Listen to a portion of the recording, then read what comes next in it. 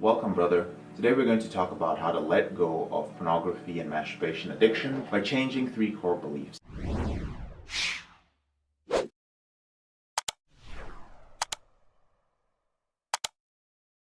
Now, are you struggling with the idea that you have to let go of porn and masturbation forever? And do you find it hard to stay consistent with quitting pornography and masturbation when that fear keeps coming up? Now, I've heard this time and time again from people in the reboot community, and they say, JK, I don't know if I can go without sexual release forever. And I can understand because I used to think this way as well. In fact, at a certain point, I even got depressed a few times while trying to reboot because I kept thinking about how dull and empty my life would be without pornography and masturbation. And this is why today I'm shooting this quick video to tell you a story of how I came to let go of a few beliefs that I realized. Now, years ago, I was incredibly depressed and deprived, and I was getting to the half-year point of another streak, without porn and masturbation. And I kept telling myself, JK, you're doing this for your own good. Soon you're going to feel better. It really was a lie that I was repeating to myself day after day. And then I finally had an aha moment, which forced me to change my belief. So I'm going to talk about those 3 beliefs that I realized over that period of a few months. Let's break it down real quick. So the first thing I realized was that I actually felt worse carrying the burden of staying off pornography than I did relapsing. That's the burden of being completely abstinent, staying completely away from pornography. Because think about it, when you're watching porn, right, at the very least, you're comfortable with that mediocrity, with that pain. Because it's a pain you're familiar with, right? You know that you could quit if you seriously put in the effort. But when you decide, you know what, I'm going to stay off pornography and masturbation forever and ever and ever, your unconscious mind realizes that you're choosing to suppress a natural healthy urge. And so you end up fighting it every single day. So things like the 12 steps and some other approaches emphasize that one day at a time philosophy, and I realized that it was just causing me so much suffering. So I let that go. The second thing I realized was that instead of focusing on the areas of life that you are medicating with pornography and masturbation, like loneliness, strong emotions, maybe some trauma from your past and so on, you end up focusing on just one thing, staying off porn and masturbation.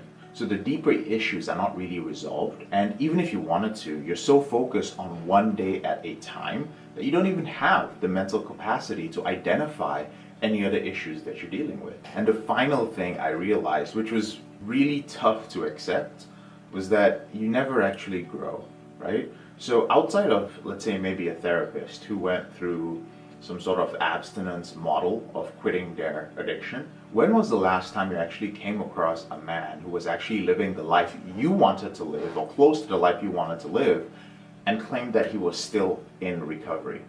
It's rare, because when you practice full abstinence, you're forced to live a lifestyle which justifies suppression of core human instincts.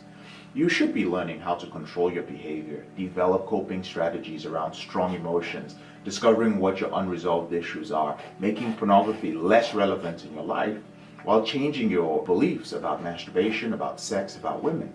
Now, removing the pressure of slipping, removing the requirement of I must never masturbate, ironically helps you realize that masturbation isn't as important or as relevant as you've made it out to be. That's how you truly reboot and live a healthy, sexually fulfilling life. So as you can see, brother, the thought process that I needed to be abstinent from porn and masturbation forever was actually untrue. I'll always remember that day when I realized that I could end my porn and masturbation addiction without having to be abstinent from all sexual behavior outside of a committed relationship. So as you can see, brother, the thinking process that I needed to be abstinent forever was actually untrue. And I'll always be thankful for the process that I went through to realize that I could end my porn and masturbation addiction without having to be abstinent from all sexual behavior outside of sex with a committed partner the rest of my life. It actually freed me to live a richer, fuller life. And to further clarify, I have spoken about this a few days ago. It simply means that if you slip once in a while, or if your brain rewires and you find yourself still masturbating once in a while, it's not the end of the world, because masturbation is natural and healthy for most men. And for a small percentage of men, it's often going to lead to a slip.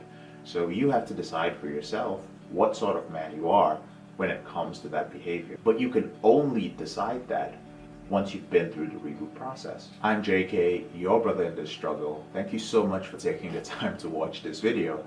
And whenever you're ready, there are a few ways that I can help you end your addiction to pornography and masturbation. The first way is to grab a free copy of my ebook. It's the roadmap to ending your urges, breaking out of the relapse cycle, and living a porn-free life.